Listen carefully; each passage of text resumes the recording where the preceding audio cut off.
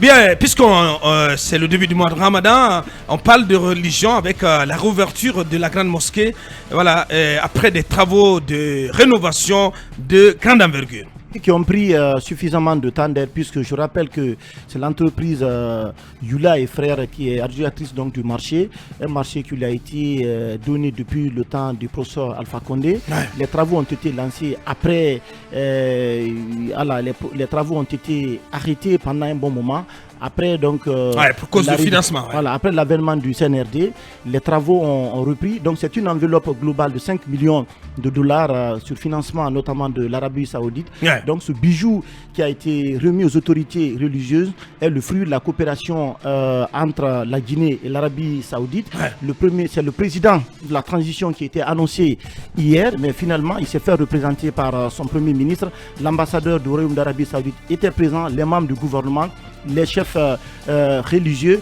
Alors, c'est une mosquée de 13 000 places, c'est ce qu'on apprend. Ouais. Au nom du président de la transition, le Premier ministre a annoncé que donc, le gouvernement va mettre à la disposition, notamment des autorités religieuses, une enveloppe de 41 milliards de francs guinéens pour l'aménagement de la cour et la construction de logements des imams. Très bien. Donc, le Premier ministre qui a pris la parole a demandé aux autorités religieuse de prendre soin de ce bel édifice, ouais, parce qu'on sait dans quel état cette mosquée parce que ça coulait dans tous les sens. Oui, c'était une véritable passoire. Ouais, voilà. Non, mais plutôt un bassin.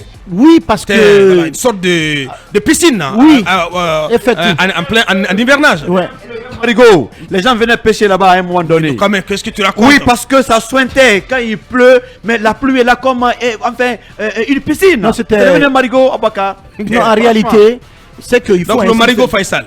Voilà. Ouais, il faut insister sur l'entretien de ce bijou, ouais, parce que c'est important d'insister là-dessus. Oui, parce qu'on n'aimerait pas. Que la mosquée elle est dans un parfait état aujourd'hui, j'ai envie de dire. Oui. Mais que deviendra-t-elle au fil des semaines et des mois? C'est la grosse interrogation. Est-ce que toutes les dispositions sont prises pour l'entretien de cette maison de Dieu? C'est vraiment tout le défi. Bien, hier dans les discours, cela n'a pas été dit, mais je crois que. J'espère qu'il y a une administration. Hein. Oui, il y a une administration au sein de la grande mosquée, oui, la grande mosquée Faisal, devrait s'occuper mais ça appartient aussi aux autorités religieuses, notamment de faire le suivi, de ne pas accepter que cette maison de Dieu retombe, en tout cas dans l'état dans lequel donc elle était. Voilà, elle était. Bien. Et puis le secrétaire général des affaires religieuses a aussi fait une importante annonce, donc consistant à la rénovation de l'église centenaire de Boufa, dont les travaux sont aujourd'hui à 95%, donc presque achevés. Mais c'est le président qui